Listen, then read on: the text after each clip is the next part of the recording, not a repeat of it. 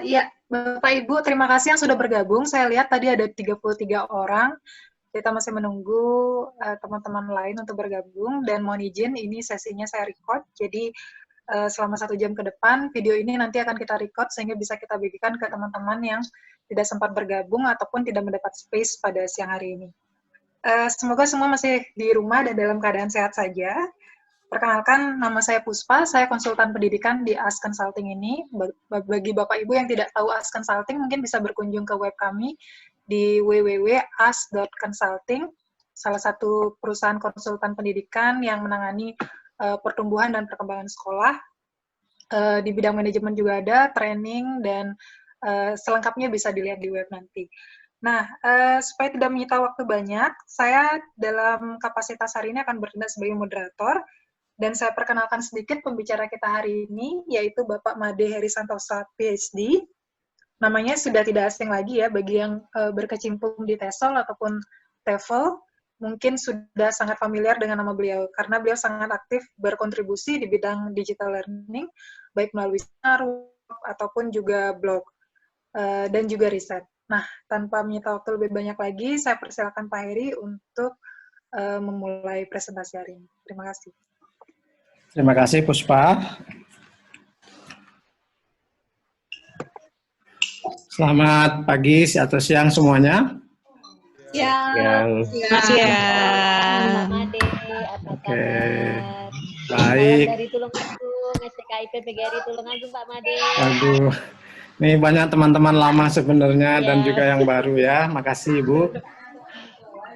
Saya akan mute sekarang semuanya.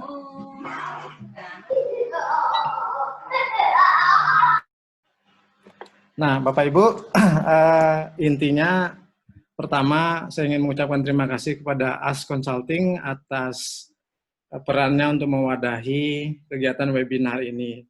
Ini adalah webinar yang kedua dari AS Consulting. Kemarin ada dari teman namanya Pak Steven dari Google Education Indonesia. Nah, di kesempatan kali ini sebenarnya saya tidak ingin sifatnya mengajari atau menggurui begitu, tapi mari kita berbagi sama-sama. Ada 39 orang hari ini, tidak apa-apa, tapi intinya saya akan berbagi coba bagaimana sih menyiasati situasi saat ini begitu, dengan menggunakan apapun yang relevan dan ada di sekitar kita dengan tepat guna begitu. Nah, fokusnya adalah nanti akan saya minta beberapa orang berbagi juga, ada beberapa kawan yang saya memang tahu sebenarnya sudah pada ahli ini, jadi sebenarnya tidak perlu ikut. Tapi karena ikut, akhirnya saya tunjuk-tunjuk aja nanti, gitu ya. Kedua, ini mungkin akan berbagi, jadi saya akan memodelkan saja bagaimana sih upaya untuk belajar yang bermakna begitu di era saat ini tanpa melupakan dimensi-dimensi pembelajaran secara utuh, keterampilan-keterampilan ABAD 21 yang harus disisipkan, sambil juga menyiasati kondisi yang memang sangat challenging, termasuk mungkin terbatas bagi beberapa teman. Nah, yang pertama, saya ingin bertanya dulu sama Ibu Bapak, sudah ditonton videonya ya? Sudah, Pak. Sudah. Pak Zaini ya. Oke, terima kasih. Videonya pendek. Ini sebenarnya banyak kawan yang sudah ahli nih. Oke, pendek. Nanti kita akan ke sana. Yang pertama, saya akan beri pertanyaan. Kalau ada yang ingin menjawab, tolong tekan raise hand di pojok kanan masing-masing ya. Ada kolom angkat tangan begitu. Yang pertama, pertanyaan saya adalah, di dalam kelas atau sekolah atau institusi atau rumah Ibu Bapak sekarang, baik sebagai orang tua, kira-kira kegiatan belajar online seperti apa yang berjalan efektif? Saya ulang, di dalam kelas atau sekolah atau institusi atau rumah Ibu Bapak, jika misalnya sebagai orang tua, kira-kira pembelajaran yang online seperti apa yang berjalan efektif saat ini? Silakan. Boleh angkat tangannya saya akan minta Bu Jentina ya. Oke. Silakan Ibu. Halo Pak, Ya. selamat siang semuanya. Untuk saat ini kalau di institusi kami yang paling efektif lewat WA Group Pak. WA Group, oke. Terima Ya. kasih Ibu. Ya. Ya, Kemudian siapa lagi yang mau menjawab? Bu Mona Lisa. Sebentar.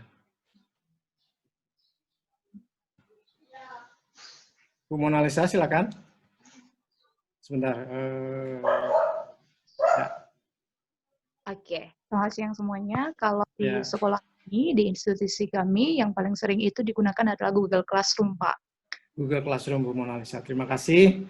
Dan juga ada juga satu lagi aplikasi, yaitu yang kita gunakan sekarang, Zoom. Zoom, oke. Makasih Bu Mona Lisa. Saya mengundang Pak Sudiana.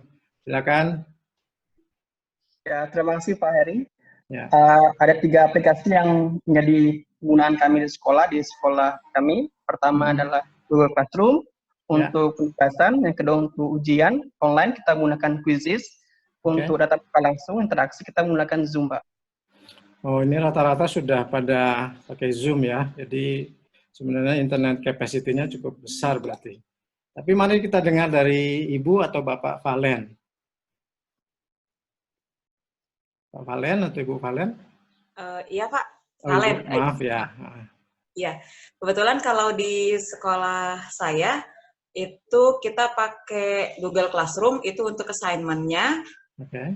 Mulai dari preschool sampai secondary kita pakai Google Classroom. Kemudian untuk pembelajaran online learning-nya kita pakai Zoom atau Google Hangouts.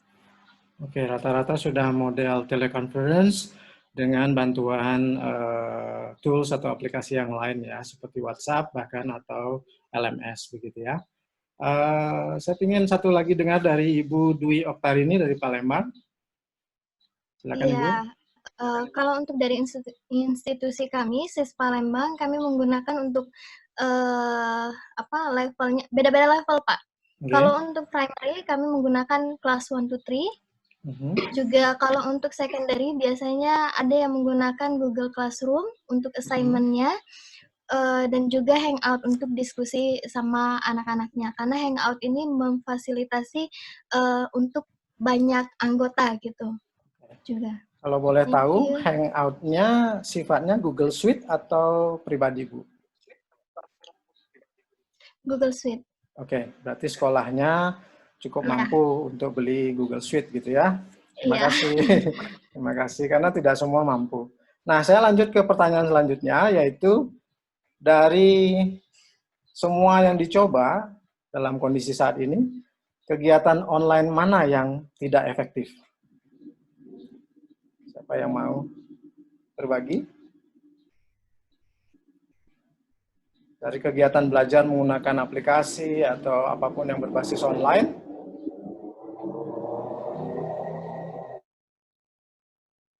Kira-kira yang mana yang tidak efektif berjalan menurut Ibu Bapak? Atau dari pengalaman Ibu Bapak? Ada tidak? Ibu Jentina tampaknya lagi. Silakan Bu. Ya. Kenapa tadi saya menyebut yang paling efektif kan? Karena yang ditanyakan yang paling efektif. Karena sebetulnya kami sudah mencoba Pak beberapa yang tadi teman-teman sebutkan. Nah, kesulitannya ternyata adalah pada saat aplikasi di rumah. Orang tua dengan segala kesibukannya, waktu, jadi minta tempo. Jadi kadang kita udah mulai nih Pak kelas online-nya, orang tua nggak ready. Nah, itu yang bikin agak kesulitan. Yang kedua, kendalanya terbesar biasanya di jaringan Pak. Jadi kadang-kadang kita lag gitu ya Pak ya. Jadi orang tua berpikir kenapa WA lebih efektif karena sifatnya bisa dikerjakan setiap saat. Tidak dikejar-kejar waktu, seperti itu sih Pak pengalaman saya. Tidak ada deadline begitu ya. Iya, betul. Jadi ya mungkin itu untuk saat ini, makanya kita lagi mencoba lagi Pak cari cara baru, ide baru supaya lebih efektif. Terima kasih Ibu Jentina. Sekali lagi mungkin dari Ibu Mona Lisa. Silakan Bu. Oke, kalau dari saya sendiri Pak, sebenarnya kendala saya itu adalah di penggunaan aplikasi online ini di jaringan. Kadang-kadang anak-anak itu waktu kita misalnya Zoom ini ada yang jaringannya tidak stabil sehingga materinya itu tidak tersampaikan dengan baik. Ada juga anak-anaknya bilang jaringan WiFi di rumahnya itu kurang good. Ketika misalnya dia ingin send misalnya materinya dari Google Classroom, dia pun bilang nggak bisa di-attach, Miss. Karena apa? Karena mungkin jaringan. Berat, Itu ya. semuanya. Oke, terima kasih Bu Monalisa dan Ibu Jentina dan teman-teman lain. Saya yakin punya pendapat. Intinya bisa kita simpulkan secara umum dulu, jaringan di tempat masing-masing di Indonesia. Kemudian mungkin juga mode yang dipakai atau alat begitu ya.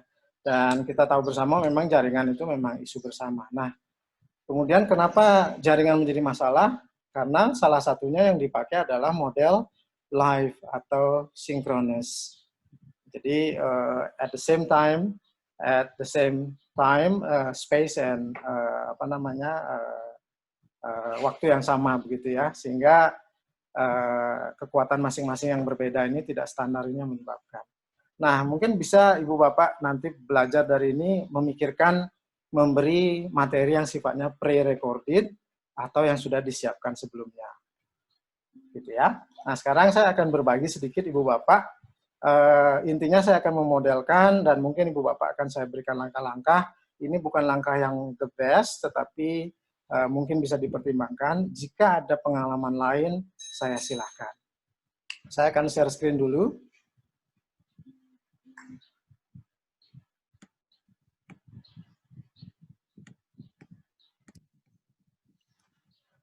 Nah, yang pertama, ini bisa dilihat ya Ibu Bapak. Oke. Saya memberi judul Low Cost Technology, Revisiting Meaningful Learning in Distance Education. Ini kontak saya. Yang selanjutnya, ini tadi sudah disampaikan, ini salah satu pembicara dari AS kemarin. Dan saya ingin menyampaikan ini dulu Ibu Bapak di awal, bahwa tujuan kami adalah untuk berbagi dan belajar bersama. Untuk itu tidak ada maksud untuk menunjukkan lebih tahu atau menggurui dan seterusnya. Mari kita belajar sama-sama dan terbuka. Nah, mari kita menonton video ini dulu Ibu Bapak.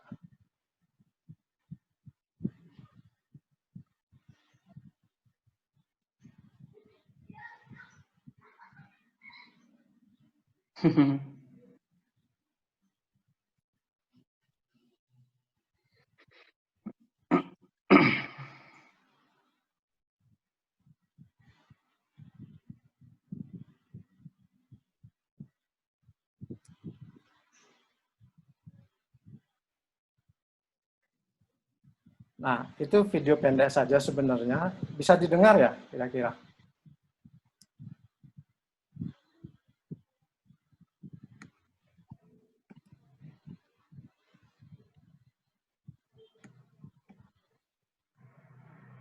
Bisa didengarkan? Sebentar.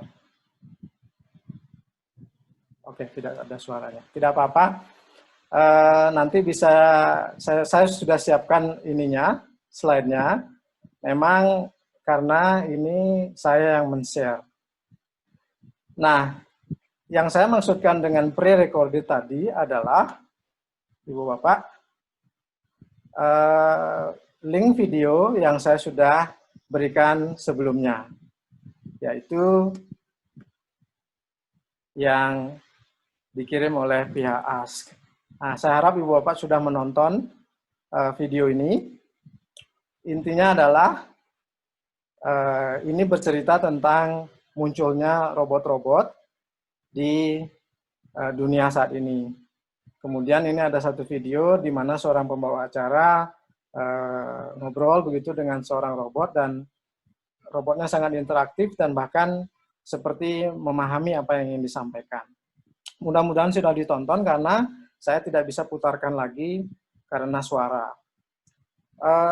Jika Ibu Bapak perlu ada semacam caption atau subtitle, video ini memiliki subtitle, jadi ditekan CC atau closed caption di bagian pojok kanan dalam bahasa Inggris. Atau jika ingin merubahnya dalam bahasa Indonesia, seperti yang dimengerti, disilahkan dengan auto translate. Nah, nanti Ibu Bapak bisa memberikan materi lebih awal kepada murid-muridnya atau orang tua atau pihak-pihak yang ingin dilibatkan dalam proses pembelajarannya tergantung dengan tujuan RPP Ibu Bapak. Nah, dalam model yang saya berikan ini, saya menggunakan model flip learning atau pembelajaran terbalik. Mungkin Ibu Bapak sudah pernah dengar, di mana saya menyiapkan semuanya dulu di awal, dalam bentuk bacaan dan dalam hal ini dalam bentuk video. Kemudian saya memberikannya lewat apapun channel atau alat yang bisa diterima oleh partisipan saya dengan baik. Misalnya di tempat saya biasa menggunakan LMS, apakah Schoology, Canvas, atau Moodle, dan saya taruh biasanya videonya di sana. Jika Ibu Bapak nanti situasinya berbeda dengan saya, Ibu Bapak bisa menggunakan mode atau cara lain, misalnya paling sederhana WhatsApp.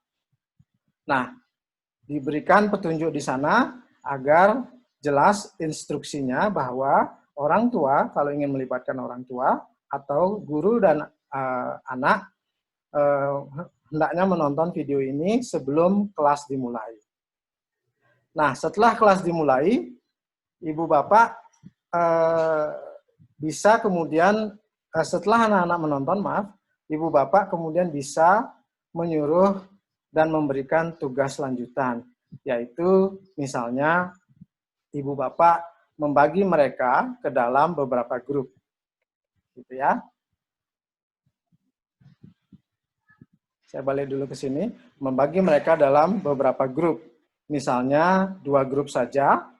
Jadi menontonnya dulu individu sendiri-sendiri di rumah.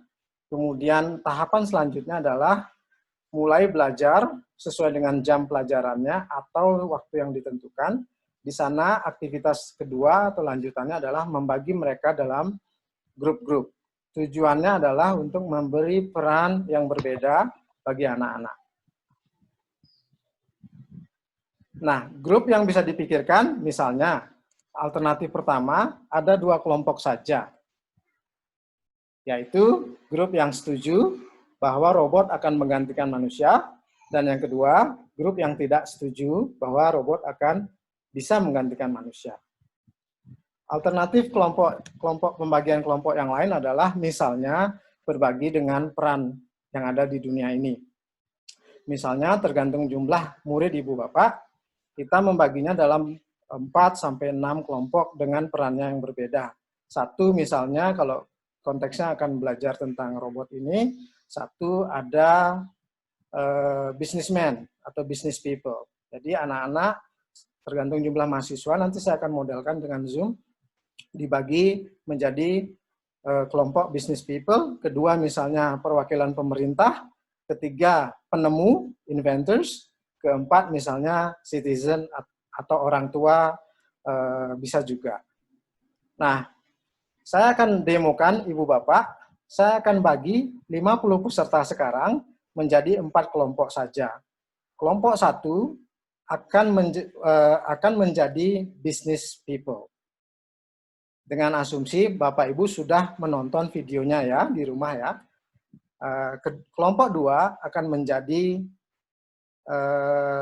perwakilan pemerintah. Kelompok 3 akan menjadi para penemu, kelompok 4 akan menjadi rakyat atau masyarakat. Kira-kira bisa dipahami?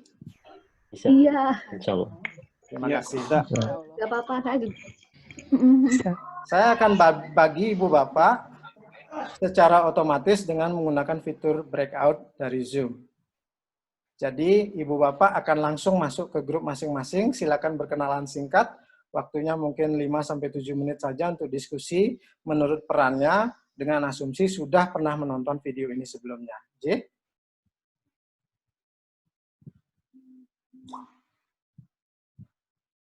Akan ada 12 orang kira-kira dari seluruh peserta sekarang. Saya mulai sekarang Ibu Bapak. Silakan join ke grup yang saya sudah assign.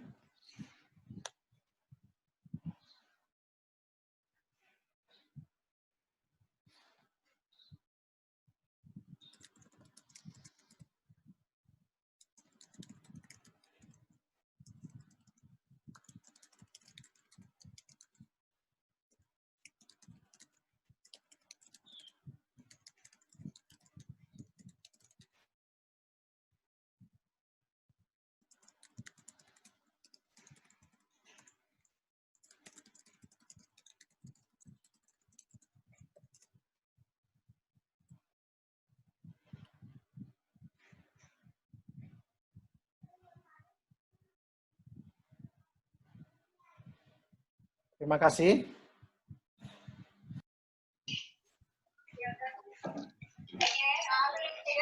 Silakan. Ceritanya ngobrol. Ini hanya pura-pura gitu ya.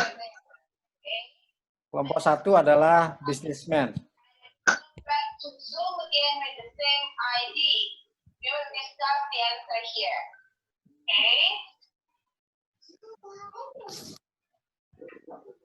What time should we go back to the Zoom, miss? As soon as you finish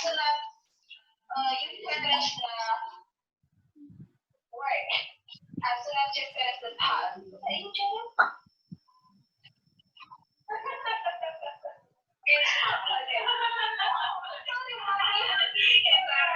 Halo, bisa dengar saya? Iya Pak, bisa dengar Pak saya. Pak. Iya, iya. Oke, siap. Saya unmute semua ya. Silakan berdiskusi ceritanya begitu ya. Nah, ini sebenarnya masih banyak jumlahnya. Pak Sandi sama Ibu. Saya akan tinggal. Oh, diskusi aja ya. Instruksinya tadi diskusi. Diskusi aja.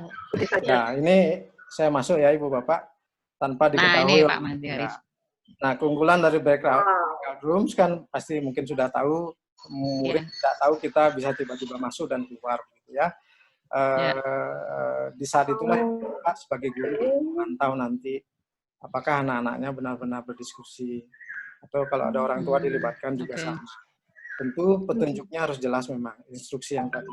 Ya, itu berdiskusi mengenai video, dilihat dari sudut pandang pemerintah. Yaitu pemerintah. Apa yang Ibu Bapak bisa sampaikan. Oke, silakan saya akan keluar dari grup ini.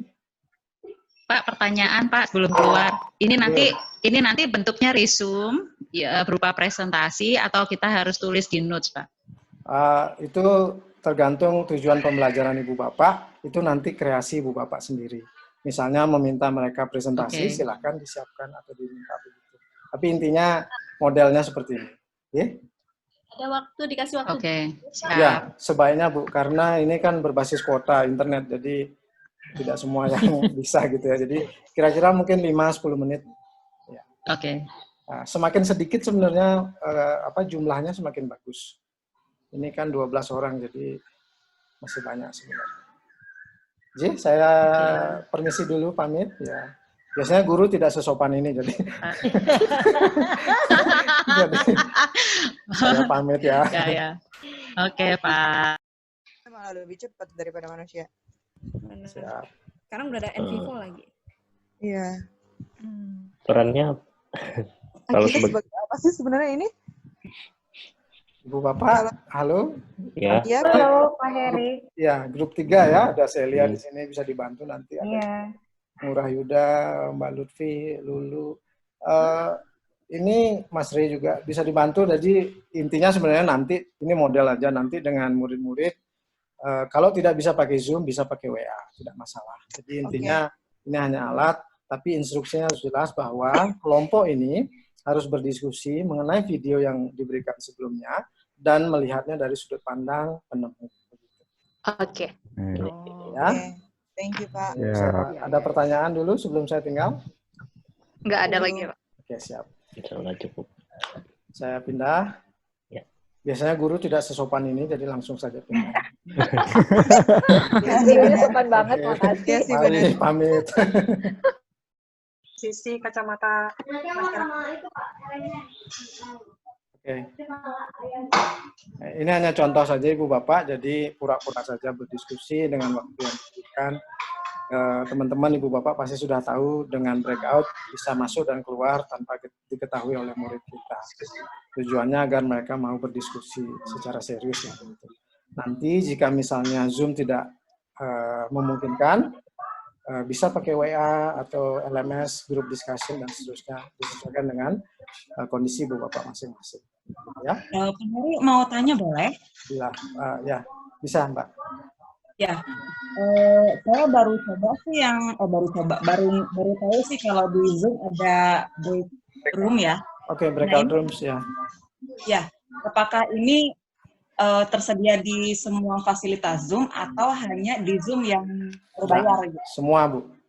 Semua, yang basic free plan juga ada. Nanti Ibu harus merubahnya di account setting. Cari di account setting, kemudian agak bawah dia ada breakout rooms, itu di open begitu. Oh. Kalau enggak, cari di Google aja caranya. Boleh. Terima kasih, Pak. Yuk, ada pertanyaan lain sebelum saya leave? Nggak ada. Apa kita semua leave room, Pak? Sebentar, saya akan close nanti semua. Pak.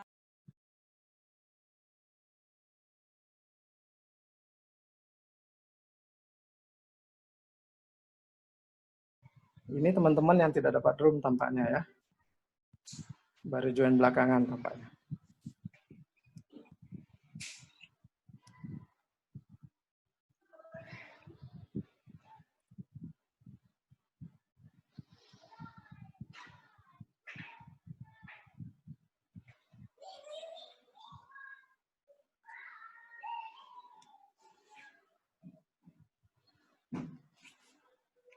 Ya, mari kita tunggu semuanya untuk kembali.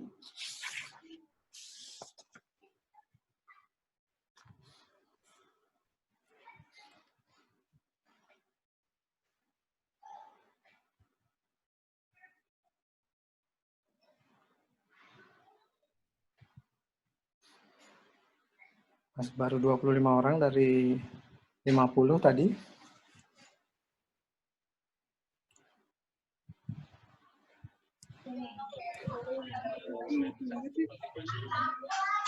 Ya. Halo semua, bisa mendengar saya? Halo, bisa Pak? Siap.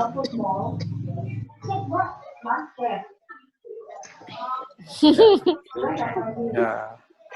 Chris nggak perlu ikut lah. OMG, cepat sekali. Bu Jentina, Bu Jentina. Lagi ngomong kan? Oh ya. Pak Made benar-benar split ya.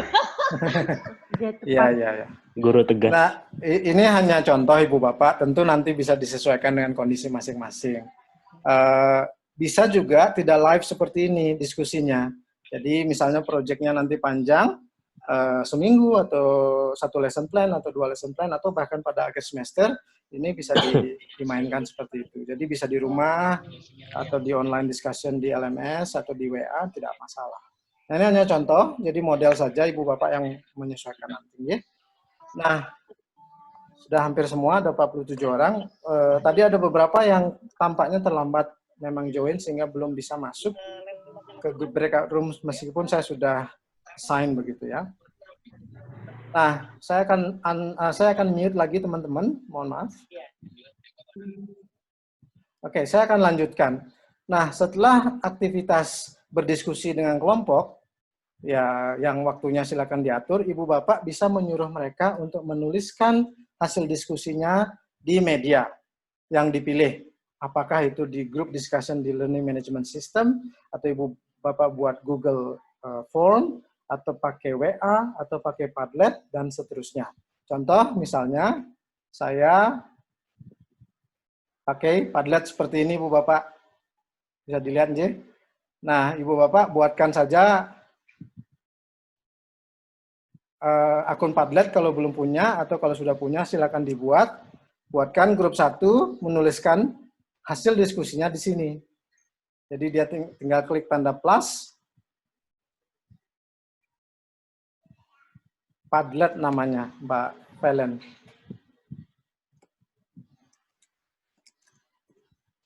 Jadi padlet.com ya. Nah, ini hanya salah satu untuk note taking app namanya. Dan dia gratis untuk 5 jenis note taking. Dulu sebelum berapa tahun yang lalu itu masih bisa bebas. Sekarang gratisnya cuma 5. Platform apa namanya? Padletnya. Nah, Ibu Bapak bisa buatkan seperti ini, atau biar tidak terhalang oleh jumlah, bisa main di Google Form, sama dibuatkan model-model seperti ini. Nah, diskusi itu dipantau lewat aktivitas online dan itu sifatnya santai. Tapi kalau mau ada deadline, silahkan dibuatkan deadline. Nah, kelemahan atau kesulitan dari para guru saat ini adalah memberikan feedback salah satunya. Nah, itu silakan disiasati dengan cara Ibu Bapak. Misalnya, jika tidak ingin memberikan feedback, sampaikan di awal instruksinya dengan jelas bahwa Ibu atau Bapak, saya tidak akan memberikan feedback, namun memonitor semuanya. Jadi ada yang mengajarnya, kayak saya sekarang bisa 300-an lebih mahasiswa saya, S1 sampai S3, itu pasti tidak mungkin saya bisa satu persatu. Tapi saya selalu monitor dan jika penting saya balas biasanya. Oke, seperti itu saya kembali lagi ke sini. Kalau ingin memberi feedback, siapkan waktu, kuota, dan seterusnya. Jadi karena dia 24/7 biasanya. Nah, aktivitas selanjutnya adalah kelompok-kelompok lain. Jadi tahap selanjutnya adalah kelompok 1 itu harus memberi komentar pada kelompok 2, 3, dan 4. Jadi instruksi selanjutnya. Sehingga semua saling membaca sebuah objek video yang sama, namun dengan sudut pandang yang berbeda. Sehingga tujuannya adalah semua memiliki sudut pandang yang beragam. Nah, apa yang ingin disisipkan di sini? Satu, bagaimana belajar berkomunikasi atau terampil berkomunikasi sebagai salah satu keterampilan abad 21. Ada orang yang hanya pintar ngomong, tapi tidak bisa menyampaikan. Ada orang yang hanya ingin didengar saja, tapi tidak mau mendengar, dan seterusnya. Jadi komunikasi itu adalah yang efektif. Kolaborasi, kreativitas, dan termasuk berpikir kritis. Ketika dia tidak setuju dengan apa yang disampaikan, dia harus memberikan masukan atau pendapat yang lain dengan evidence atau bukti-bukti. Nah, ini harus disisipkan Ibu Bapak, tidak bisa diajarkan konsep-konsep ini. Nah, setelah itu, nanti variasinya silakan Ibu Bapak teman-teman, mau panjang waktunya, mau 1 bulan, dan seterusnya silakan. Mau saat jam pelajaran yang itu, silakan juga. Jadi setelah dia diskusi, pemilik bagian itu, grup 1 kembali ke grup 1-nya, grup 2 kembali ke grup 2, melihat masukan dari teman-temannya. Kalau ingin dipanjangkan diskusinya, silakan lagi diberi waktu untuk merespon masukan dari kelompok-kelompok lain. Gitu ya. Nah, tahapan selanjutnya adalah, sebelum itu, jika Padlet tidak memungkinkan, silakan pakai yang lain. Ibu Bapak kalau biasa pakai Learning Management System, buatkan grup seperti di Moodle misalnya ada fasilitas grup. Kalau di Schoology juga ada fasilitas grouping. Gitu. Nah, setelah itu jika ingin dipanjangkan, alternatif lain kegiatannya bisa saja menyuruh untuk merespon masukan teman-teman. Dan lagi di rolling seperti itu boleh. Kalau waktunya tidak memungkinkan, silakan pemilik kelompoknya tersebut langsung membuatkan semacam resume dari apa yang sudah didiskusikan bersama tadi, dan resumenya dibuat dalam bentuk beragam, sesuai dengan keinginan Ibu Bapak. Misal salah satunya dalam bentuk mind mapping, atau peta pikir. Bagaimana caranya buat? Misalnya pakai aplikasi MindMeister. Atau di oret-oret saja bisa Pak, boleh. Dan di foto nanti, misalnya begitu. Jadi, sekali lagi teknologi, baik yang analog maupun digital, itu hanyalah alat. Saya pikir teman-teman sudah tahu. But the way you function it is gonna be different if you do it properly. Nah, sekarang setelah selesai membuat mind mapping atau membuat oret-oret seperti itu, silakan mereka disuruh mendiskusikan lagi dan melaporkan hasil diskusinya. Jika ingin panjang ya diskusinya ya. Kalau sudah dicukupkan, aktivitas selanjutnya adalah mencari informasi. Mencari informasi ini penting karena mereka mungkin saja memberi pendapatnya hanya dengan menggunakan prior knowledge saja atau skemata sebelumnya atau pengetahuan yang sudah dimiliki sebelumnya. Mereka belum sempat membaca misalnya dari sumber-sumber lain. Mereka belum sempat misalnya menonton dari video-video lain. mereka belum sempat misalnya bertanya atau mewawancara pada ahli atau orang tua mereka masing-masing. Nah, ini penting jika ingin melibatkan orang tua, disinilah dia bisa berperan. Jadi anak-anak disuruh mewawancara orang tuanya tentang, Ibu, Bapak, robot bisa mengganti kita nggak? Nah, semacam itu. Kalau anak-anak mungkin suka, mahasiswa mungkin nggak suka, saya nggak tahu.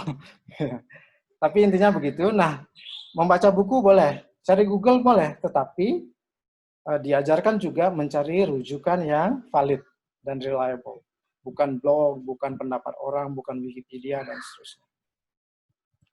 Nah, setelah mendapatkan banyak informasi, baik dari video yang awal yang ditonton, hasil diskusi dengan teman, atau dari sumber lain, nah saya perlu tekankan, proses mencari sumber dengan diskusi tadi bisa dibolak-balik, Ibu Bapak ya. Jadi cari sumber dulu, baru diskusi boleh, atau diskusi sumber bisa. Oke. Setelah dapat cukup komprehensif, masih di dalam grupnya mereka harus membuat semacam plan dengan menjawab 2 pertanyaan misalnya. 1, coba dibuat list. Di sini saya misalnya buatkan kemungkinan robot bisa menggantikan manusia. Gitu. Jadi dari pertanyaan-pertanyaan tadi, misalnya di area mana robot akan menggantikan kita, mereka cari informasi. Area mana yang tidak mungkin digantikan, sudah berapa lama robot itu mulai muncul ke dunia, berapa jumlahnya saat ini, sepintar apa sekarang, itu mereka cari dulu di sumber-sumber lain. Nah, setelah mendapatkan comprehensiveness, begitu ya, kebulatan pemahaman, mereka diminta untuk merangkum dalam beberapa poin saja, misalnya 5 atau 3 atau 1 saja. Misalnya yang Ibu Bapak suruh adalah coba buat 3 kemungkinan robot mengganti kita. Nah, mereka akan diskusi lagi dengan teman-temannya. Pertanyaan 2, coba buat 3 kemungkinan mereka tidak bisa menggantikan manusia. Nah, itu pasti ada proses diskusi sana, karena tidak mudah. Dari sekian banyak opini, mengerucutkannya jadi 3 itu tidak mudah. Apalagi 1. Nah, gimana caranya setelah agar tahu mereka bekerja? Bisa dipantau lewat sesederhana foto di WhatsApp, seperti banyak teman-teman guru saat ini. Tapi kan ada yang ngomong bahwa muridnya kasihan dikasih tugas saja, tapi tidak diperiksa begitu oleh guru-gurunya. Gitu.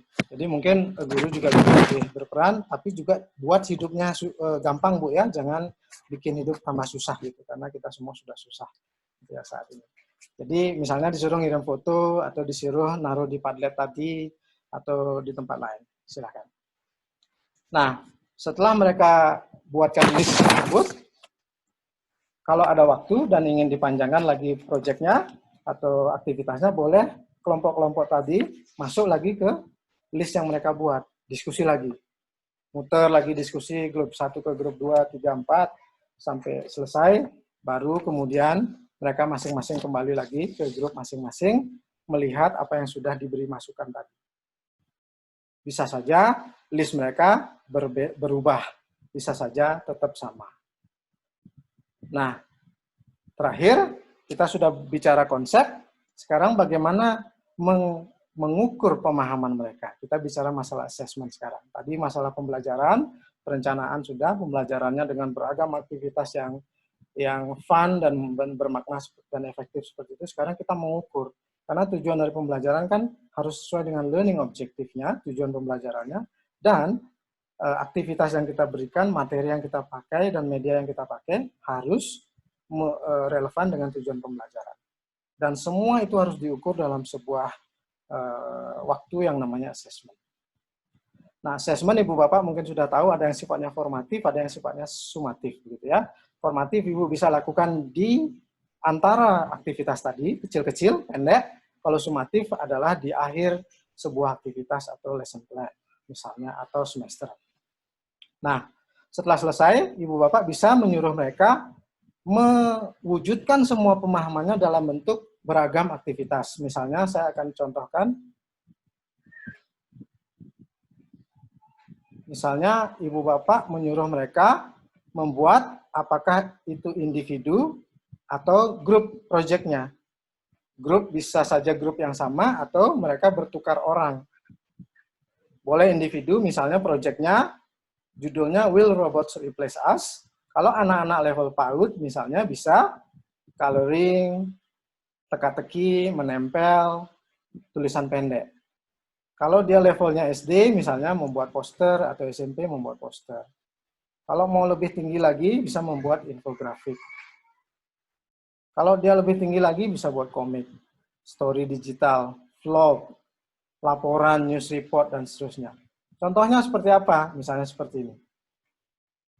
Kalau mewarnai robot untuk anak-anak PAUD, bagi teman-teman yang memiliki anak PAUD atau mengajar, bisa saja ambil saja dari Google, asal disertakan rujukannya, terus mereka mewarnai.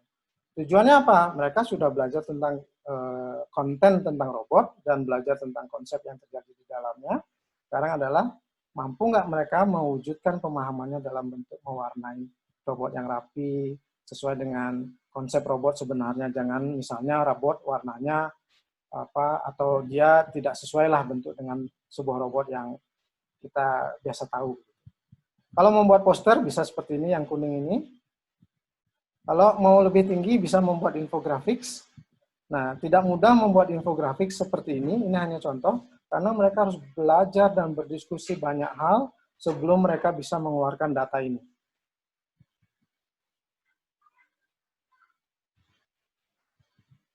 Ya. Nah, kalau mau buat story, bisa seperti ini. Ya. Nah, pertanyaannya sekarang, mengapa harus begini? Gitu ya. Nah, kita tahu bahwa di Indonesia, sistem assessment kita masih standardized. Padahal, seorang individu memiliki yang namanya keberagaman individu, atau dalam bahasa Inggris namanya individual differences. Nah, kita tidak bisa menstandarkan mereka, Ibu Bapak. Kita harus memberi ruang bagi mereka untuk berkreasi sesuai dengan kemampuan, minat, dan apa yang mereka mau. Nah, makanya tadi tugas-tugasnya adalah dalam bentuk mewarnai, poster, infografik, komik, vlog, dan seterusnya. Jika saya bicara konsep, ini disebut dengan pembelajaran diferensiasi atau differentiated instruction. Ibu Bapak mungkin sudah tahu apa saja yang bisa didiferensiasi, dibedakan, mulai dari kontennya, prosesnya, atau produknya. Contoh yang saya berikan tadi adalah saya mendiferensiasi pada tataran produk. Kalau Ibu Bapak mau ketiganya didiferensiasi boleh, tapi berat biasanya. Rencananya berbeda-beda pada kelompok-kelompok anak dengan bakat berbeda, proses belajarnya berbeda, dan produknya juga berbeda. Silakan disesuaikan. Ya. Ini bagus, ada masukan. Kalau feedback bisa pakai SISO, betul, dari Bu Meliani. Ada banyak cara. Ada Google Class, ada kelas board, dan seterusnya. Banyak sekali caranya. Kalau mau pakai apps atau technological tools. Nah, Ibu Bapak, inti apa yang saya sampaikan sekarang adalah sebenarnya teknologi itu hanyalah alat. Saya pikir Ibu Bapak sudah tahu. Tapi bagaimana Ibu Bapak meramu agar semuanya berdansa, begitu bahasa saya, menari-nari dengan indah, semua komponen itu yang Ibu Bapak harus lakukan. Nah, ini teorinya ada yang namanya, Ibu Bapak mungkin sudah pernah dengar, kalau saya sisipkan konsep sekarang, ada namanya TPACK. Ini sudah cukup lama sebenarnya, tapi di Indonesia mulai ngetren lagi.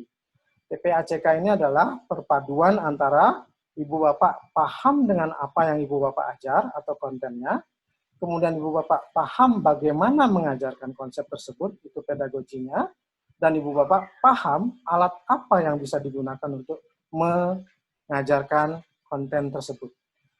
Nah, semua ini namanya TPACK, Technological, Pedagogical, and Content Knowledge. Sekarang sudah ada namanya TPACK-P atau Personality, yaitu bagaimana membuat guru-guru lebih tangguh, begitu, dari sisi keterampilan-keterampilan lunaknya. Dan ada juga yang disebut dengan TPACK 21st Century Model, di mana menyisipkan keterampilan abad 21 di dalam TPACK-nya. Nah, sederhananya adalah, dulu Warshauer sudah pernah mengargumenkan ini. Ada orang yang lebih menekankan pada teori-teori saja. Ada orang yang menekankan pada alat saja. Nah, sebenarnya dalam konteks teknologi, kita harus menekankan integrasi semua dimensi. Ini namanya critical approach. Nah, terserah mau pakai Canva untuk buat infografis, Pengram, poster my wall, infogram, MindMeister, Powtoon, dan seterusnya bisa. Kalau Ibu Bapak suka artificial intelligence space, silakan main ke Google AI. Di sini ada banyak sekali, misalnya berlatih menggambar dan nanti komputer akan nebak apa gambar yang Ibu Bapak buat. Ibu Bapak bisa ngomong dengan komputer, belajar bahasa Inggris di permainan yang namanya Mystery Animals, dan seterusnya. Semua aktivitas proyek tadi harus diberi rubriknya Ibu Bapak, agar anak-anak kita tahu apa yang mereka akan diukur. Jangan beli kucing dalam karung, gitu maksud saya. Tiba-tiba enggak lulus begitu misalnya. Ya, nah tergantung caranya, nanti assessment-nya silakan disesuaikan. Oke. Nah, ini hanya alat saja, nanti slide ini saya berikan kepada Mbak Pusma, kemudian nanti disebarkan ke teman-teman. Banyak sekali Ibu Bapak, saya yakin ada yang saya tidak tahu dari Ibu Bapak, silakan dilihat saja, mau pakai Mentimeter, Edmodo, dan seterusnya. But my argument is, bagaimana menggunakan semuanya agar semuanya menari dengan indah. Sehingga yang terakhir adalah ini, bahwa it is not the technology itself, but the way you use it, gitu ya. Dan katanya, ini sudah sering Ibu Bapak baca, teknologi tidak akan menggantikan guru-guru yang hebat, tapi teknologi di guru yang hebat akan membuat pembelajarannya transformasional. Seperti itu Ibu Bapak, saya ucapkan matur suksma, salam dari Bali, dan terima kasih. Ini kontak saya, email dan HP WA saya, jika diperlukan. Saya akan kembali ke halaman awal sekarang, dan saya kembalikan. Bisa didengarkan tadi semua kira-kira nggih? Bisa. Terima kasih. Sekarang saya kembalikan atau sambil menunggu kalau ada yang ingin bertanya, silahkan. Kalau ingin menuliskan kepada Mbak Pusma, disilahkan juga. Maaf, sebentar Puspa. Saya kembalikan ke Puspa selaku moderator ya. Terima kasih Pak Heri. Saya kira supaya tidak crowded, Bapak Ibu silakan chat pertanyaannya dengan format yang sudah saya berikan. Nanti saya akan bacakan secara berurutan dan Pak Heri bisa merespon sesuai dengan pertanyaan yang masuk. Silakan Bapak Ibu.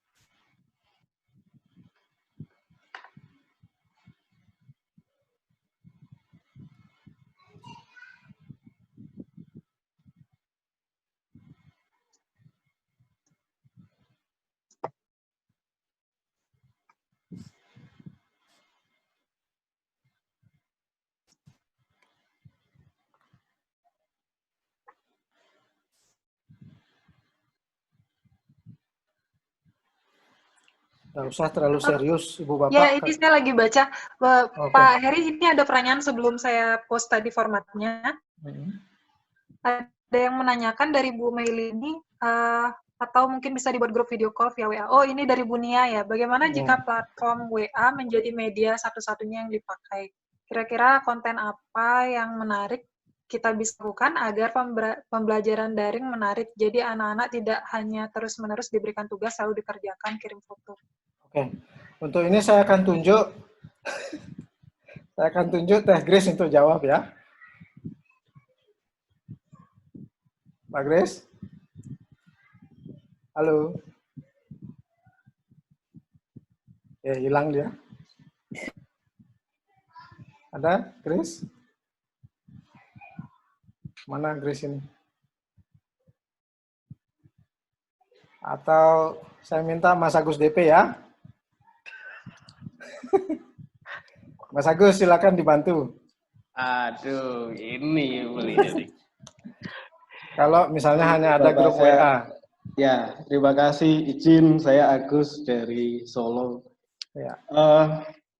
Yang saya lakukan dengan siswa maupun mahasiswa adalah kalau mereka memang lebih suka menggunakan WhatsApp karena lebih ringan dan daripada menggunakan aplikasi yang lain, apalagi kalau harus video conference.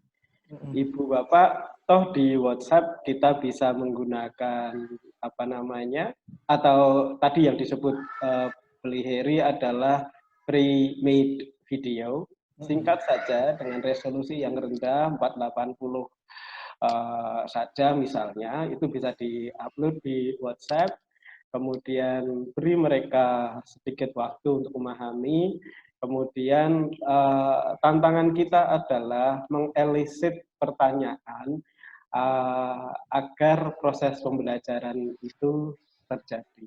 Ya. Jadi kita harus rajin memandu diskusi dengan pertanyaan-pertanyaan yang memandu mereka untuk memahami apa yang kita sampaikan di video.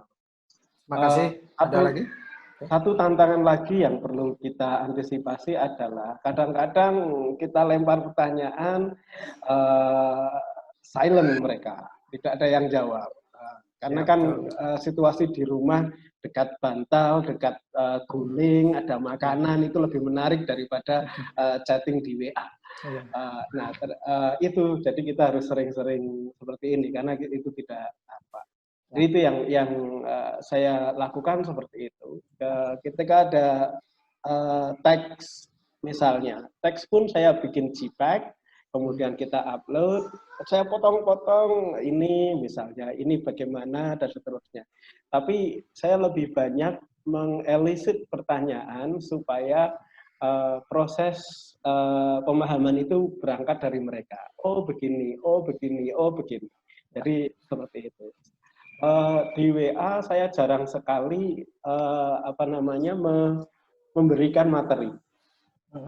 Saya hanya lempar teks, kemudian kita deconstruct, kita bedah bersama-sama. Coba lihat ini misalnya ketika membahas teks ya, ini tujuannya apa dan seterusnya.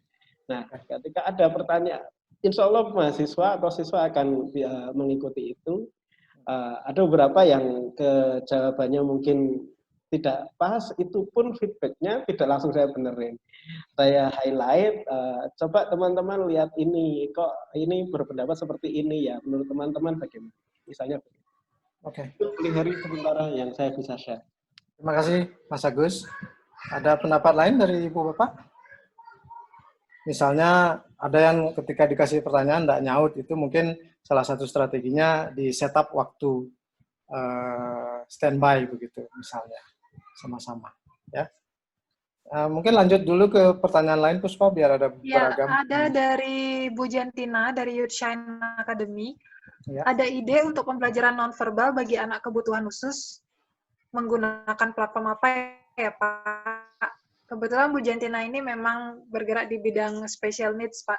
Sekolahnya memang khusus untuk anak berkebutuhan khusus. Oke, terima kasih. Bu, siapa tadi? Maaf, Jentina ya? Bu Jentina, dari Youth Shine Academy. Youth Shine ya.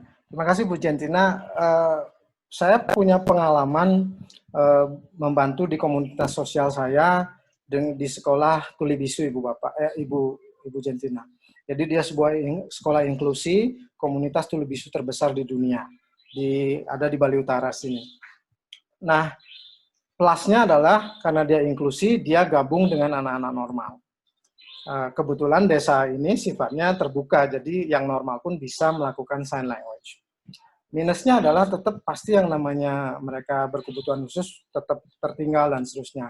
Apa yang kami lakukan, kami lebih banyak dulu sebelum harus online, kami memang mendampingi mereka dengan aktivitas-aktivitas yang bersifat fisik begitu. Jadi menggambar, kemudian menuliskan karakter begitu, kemudian menaruh hasil pemahamannya dalam bentuk gambarnya atau pohon literasi dan seterusnya. Dan dalam konteks seperti ini, saya pikir yang bisa dilakukan dan yang terpikir oleh saya adalah mencoba mencarikan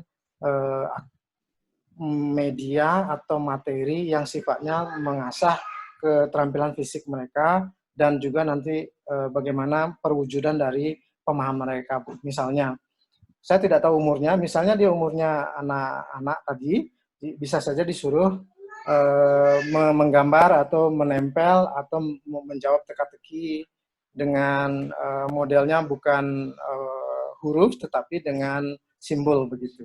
ya matching dan seterusnya. Dan kemudian itu dia bisa ceritakan dengan sign language kalau dia tuli bisu atau silakan kebutuhan khususnya apa. Itu yang bisa saya pikirkan Ibu Bapak. Aplikasi yang ada, saya tidak banyak tahu tentang kebutuhan khusus tertentu, tapi untuk tuli bisu itu juga ada yang sifatnya ASL, American Sign Language, kemudian ada flashcards begitu untuk yang berkebutuhan khusus. Mudah-mudahan bisa membantu Bu, tapi intinya adalah mewadahi mereka untuk belajar. Gitu. Sedikit info juga Pak Heri, 2 minggu lagi kita memang akan mengadakan webinar lagi, seri lagi, dan spesifik topiknya memang special needs. Kebetulan sudah ada 2 pembicara yang confirm dari Suarez, ITB, dan salah satunya juga dari Youth Shine. Ya, apalagi jadi nanti kita ya. bisa diskusi lebih banyak kalau memang membahas tentang special needs. Ya, saya mau ikut juga nanti coba kalau. Ya, saya lanjut ya pertanyaannya dari Pak Handoko. Untuk anak-anak preschool, hal ini menjadi tantangan tersendiri. Media assessment apa yang memudahkan guru untuk melihat standar perkembangan anak tercapai? Oke, terima kasih. Untuk ini saya mau minta teman saya, Sudiano ya, karena ngajar di ini. Coba Komang Sudiano, Mister bisa nggak membantu berbagi? Untuk mengakses perkembangan anak preschool. Kira-kira media assessment-nya apa kira-kira dari pengalaman? Halo. Bapak, kebetulan saya tidak mengajar di preschool, tapi di elementary. Oke. Ya, silakan, mungkin bisa berbagi. Ya. Terima kasih pada waktunya. Kalau di elementary, kita selalu pertama adalah mengetahui kebutuhan anak seperti apa. Seperti setiap anak memiliki kelebihan masing-masing. Jadi, mana kita mengakses mereka, kalau di pemerintahan kan kita menggunakan standardized, dan itu sebenarnya tidak tepat kita gunakan untuk mengakses anak-anak. Namun kita bisa gunakan berbagai macam rubrik atau assessment yang kita buat sendiri sesuai dengan kebutuhan yang dibutuhkan masing-masing kelas. Misalkan dalam pembelajaran bahasa Inggris ada 4 skill yang dibutuhkan, jadi kita membuat sebuah rubrik penilaian untuk mengakses kemampuan mereka masing-masing tanpa adanya standardized rubrik. Oke. Ada lagi? Sudah? Demikian Pak, terima kasih. Terima kasih Sudiana. Pak Handoko Triwuryanto ya. Anak-anak preschool bagaimana mengakses perkembangan belajar mereka? Bapak Handoko harus melihat sekali lagi pada tujuan pembelajarannya Pak, learning objektifnya. Misalnya topiknya adalah agar di akhir pembelajaran anak bisa menuliskan huruf ABC gitu misalnya ya. Karena itu adalah tujuan pembelajarannya, Bapak harus memikirkan apa alat yang bisa digunakan untuk mengetahui seorang anak di kelas Bapak bisa menuliskan ABC. Misalnya medianya adalah garis putus-putus, worksheet untuk menulis ABC. Karena masa online, itu bisa dikirim lewat WA tadi, di-print oleh orang tua kalau punya printer, kemudian dituliskan. Kalau tidak memungkinkan, bisa menyuruh mereka menggunakan aplikasi yang bermain menulis garis putus-putus ABC. Misalnya, saya lupa namanya, dulu ada kayak semut begitu yang kita harus ngikutin untuk menulis ABC. Nah, itu contoh saja Pak, nanti disesuaikan. Intinya adalah, Bapak harus tahu tujuan pembelajarannya apa, alat yang tepat apa, kemudian rubrik penilaiannya seperti apa. Sehingga performance siswa bisa terukur bukan dengan feeling begitu, tapi dengan sebuah standar yang sudah diciptakan oleh konteks pembelajaran Bapak sendiri. Misalnya sekolah punya atau Bapak sendiri sebagai guru punya. Demikian Pak Handoko. Mungkin ada komentar sebelum saya kembalikan ke Puspa. Ya, terima kasih Pak Hari. Ya. Sebentar, Puspa. Ya, oke. Ya, terima kasih Pak Heri. Untuk Pak Handoko, kita juga akan ada spesifik yang learners. Jadi sebenarnya ada 3 seri ini. Yang pertama distance learning, kemudian yang learners, dan terakhir special needs. Nanti ditunggu saja untuk topik yang learners. Kebetulan sudah ada 1 yang konfirmasi dari Budapest akan memberikan materi juga, salah satu pembicaranya. Jadi kita akan spesifik bahas Young Learners di sesi yang lebih khusus lagi. Kita lanjut ya Pak ya, 3 pertanyaan lagi. Terima kasih, Puspa. Dari Sandi, Iain Jember ya. Mengantisipasi kejenuhan mahasiswa dalam pembelajaran daring karena banyak mahasiswa yang mengeluh dosen hanya memberikan penugasan tanpa pembelajaran. Suksema. Ini Mas Sandi ya. Mas Sandi, saya mau minta kawan saya Mas Rey. Ini kebetulan Mas Rey cerita di tempatnya di Kalimantan juga guru cenderung kasih tugas saja gitu. Atau ketika gurunya live, muridnya tidur gitu kayak video yang saya share sebelumnya. Mungkin bisa berbagi Mas Rey kepada Mas Sandi di Jember. Ya, tes. Terima kasih Pak Hari. Sebenarnya yang disampaikan memang benar ini, tapi skalanya bukan universitas mahasiswa, tapi sekolah, karena saya di SMP. Rata-rata saya ngobrol sama guru BK itu disampaikan keluhan murid-murid tentang sangarnya guru-guru ngasih tugas sampai bahkan yang A belum selesai sudah nyambung lagi yang B. Akhirnya untuk mapel saya beri kelonggaran mereka dengan tidak terlalu berat-berat tugasnya. Saya tidak ngejar materi sama seperti yang lain, hanya biar mereka beraktivitas saja di rumah gitu. Okay. Seperti bahasan yang saat ini sedang hype kayak corona atau distance learning. Jadi mereka berkreasi di rumah sendiri kayak yang sekarang ini saya juga sedang handle kelas sambil ikut belajar. Ini kegiatan mereka bikin komik. Nah, jadi mereka bikin komik, tapi poinnya di sini yang penting itu instruksi kita jelas gitu. Mengguide anak-anak step by step untuk beraktivitas. Itu Pak. Terima kasih Mas Rey, saya mute. Untuk Mas Sandi, sebenarnya pertanyaan Mas Sandi itu saya pikir sudah terjawab dengan apa yang saya sampaikan hari ini. Karena yang saya sampaikan adalah bagaimana mereka belajar, bukan hanya dikasih tugas saja atau pakai teknologi yang keren-keren saja gitu, tapi sebenarnya nggak ngerti apa yang disampaikan sama dosennya atau gurunya. Jadi lebih ke pedagogi, tapi ada integrasi antara konten dan teknologi atau alat yang digunakan. Begitu. Jadi aktivitasnya yang jelas, Mas, bermakna. Kemudian ada banyak sekali keragaman di dalamnya, termasuk juga lebih ke bermakna begitu ya dan efektif. Saya yakin jika mereka dituntun dengan instruksi yang jelas seperti tadi contoh itu, saya yakin mereka bisa. Tidak mudah, tapi mungkin bisa dicoba dulu di tempat Mas. Terima kasih.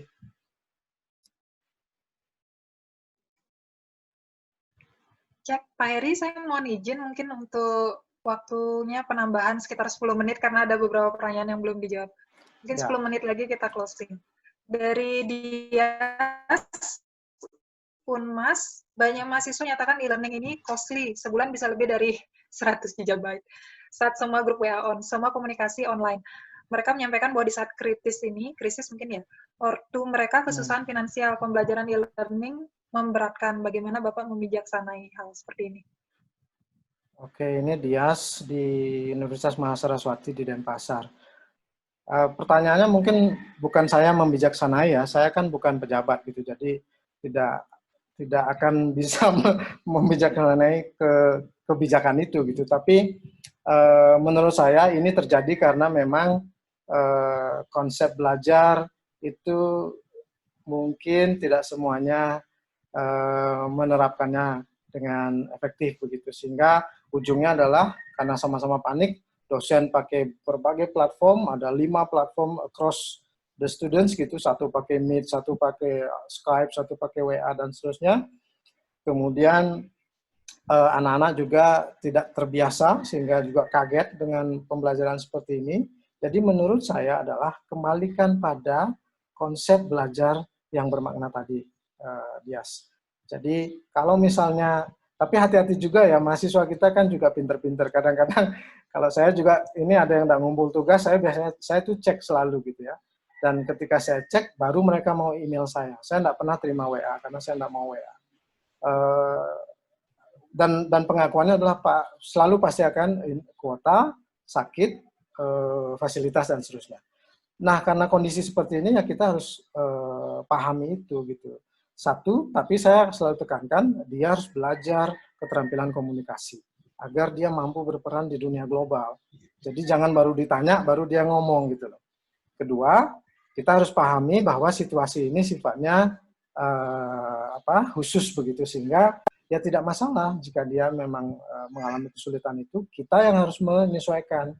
Contoh di saya, Dias dan teman-teman, di awal itu kan minggu pertama itu chaos ya. Seluruh guru, murid itu tiba-tiba belajar Zoom, belajar meeting, Google Meet, dan seterusnya. Anak-anak kaget. Nah, saya pribadi, kemudian 1 kali aja pakai Zoom, setelah itu saya nggak pernah lagi pakai Zoom. Saya selalu siapkan di LMS, karena itu wajib. Jadi, saya taruh materi saya di LMS, mereka baca, tapi kemudian ada deadline tertentu. Sehingga mereka juga ada semacam dorongan. Gitu. Dan WA kemudian saya buka. Karena saya paham WA atau Line atau apalah yang channel mereka nyaman begitu. Sehingga kita harus mengakomodasi situasi ini. Gitu. Itu yang saya bisa tanggapi, Puspa. Kalau ada teman yang mau menanggapi, silakan. Berikutnya.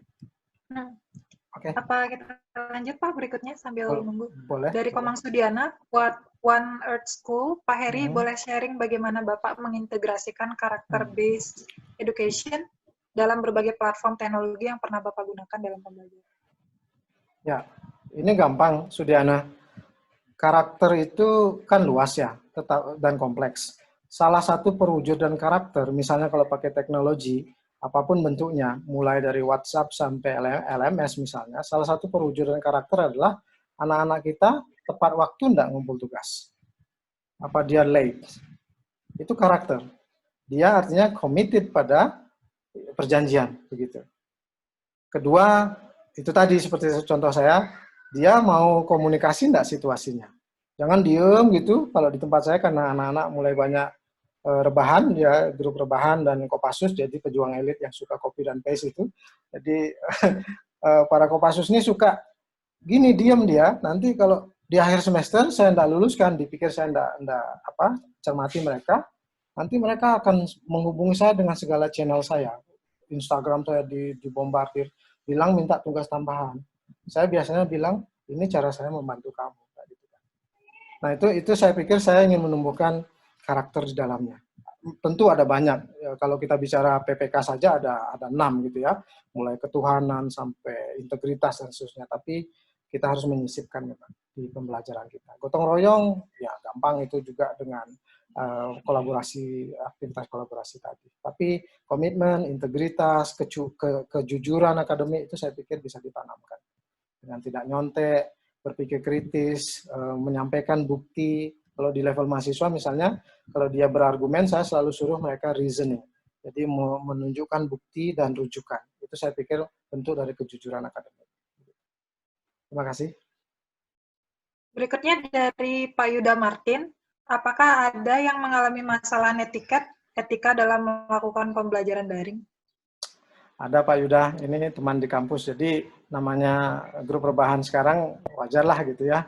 Nah, saya biasanya selalu harus tetap mengingatkan. Salah satu netiquette biasanya begini, ketika dia absen, saya biasanya meminta mereka mengirimkan bukti kenapa mereka tidak hadir. Kalau sakit, kirim surat keterangan dokter.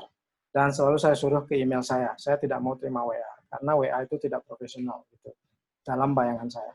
Salah satu netiquette yang mereka belum bisa adalah beremail, Ibu Bapak. Judul emailnya tidak ada, kemudian tidak ada keterangan yang terhormat atau Dear Pak Heri, saya tidak harus dihormati begitu. Tiba-tiba langsung attachment. Itu sering banget kita kan. Atau yang lucu, emailnya tidak jelas siapa orangnya, misalnya namanya Andre Gejos gitu. Saya tidak tahu ini mahasiswanya kelas berapa gitu. Karena saya ngajar 300 orang.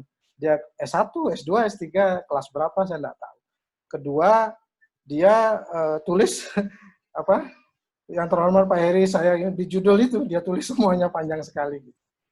Atau dia bilang kasih lampiran, ternyata tidak ada lampirannya.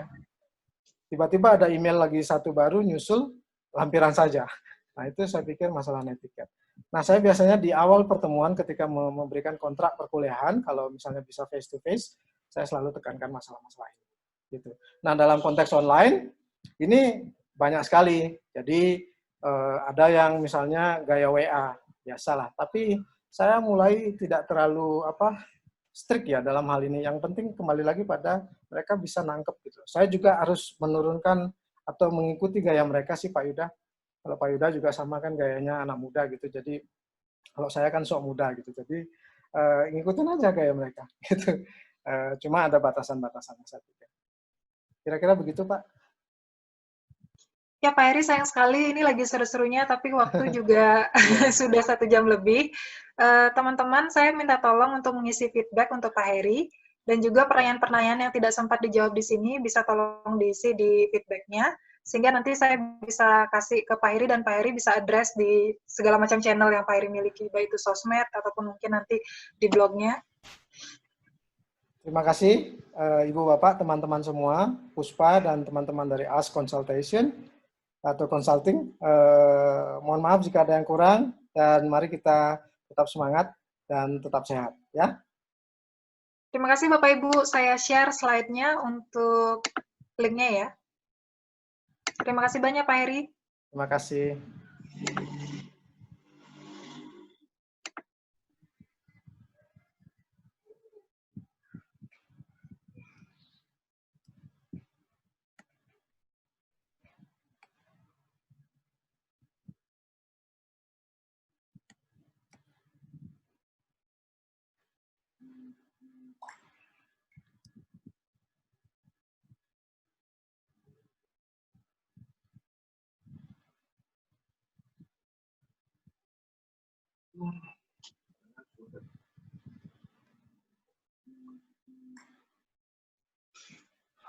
Terima kasih semuanya, ya, terima kasih.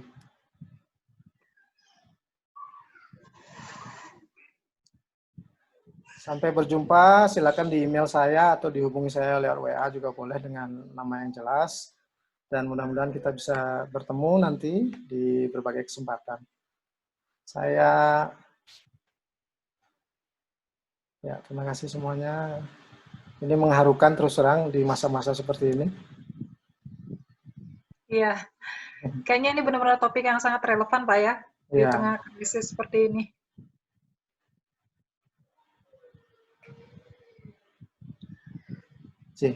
Puspa, saya kembalikan ke Puspa untuk melanjutkan kegiatan ya, Pak. ini. Ya. Saya kira saya akan leave screen ini mungkin untuk 5 menit ke depan bagi yang belum melihat link-nya supaya bisa. Untuk Bapak Ibu yang sudah memiliki link-nya, kalau mau leave room, saya persilakan.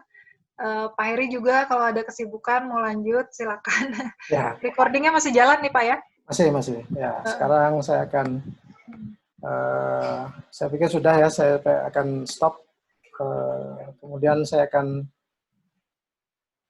leave begitu ya. Ya, terima kasih Pak Heri, terima kasih semuanya. Selamat siang. Selamat siang.